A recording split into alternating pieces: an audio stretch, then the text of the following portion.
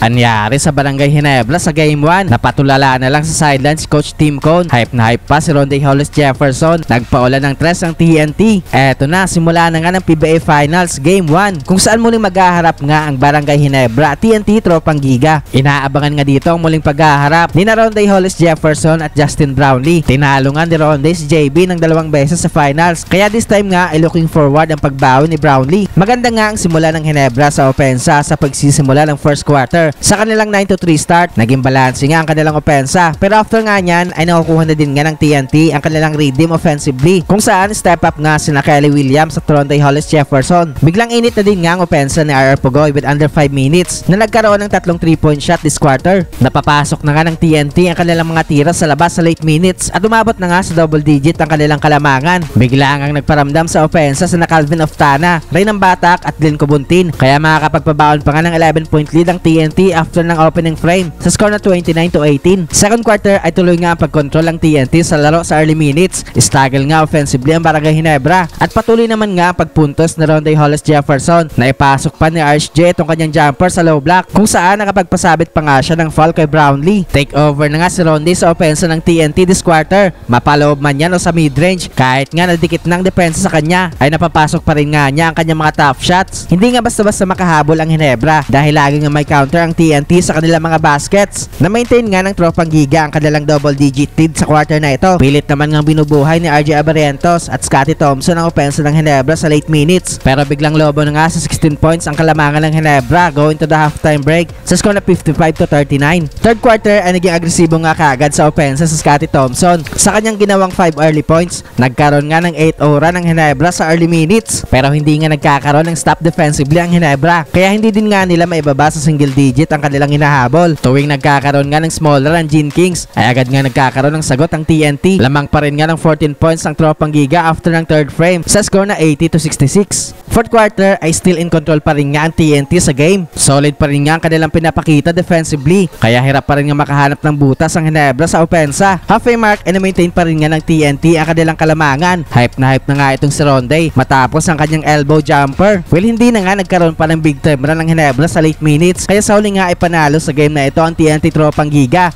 para magkaroon ng 1-0 advantage series.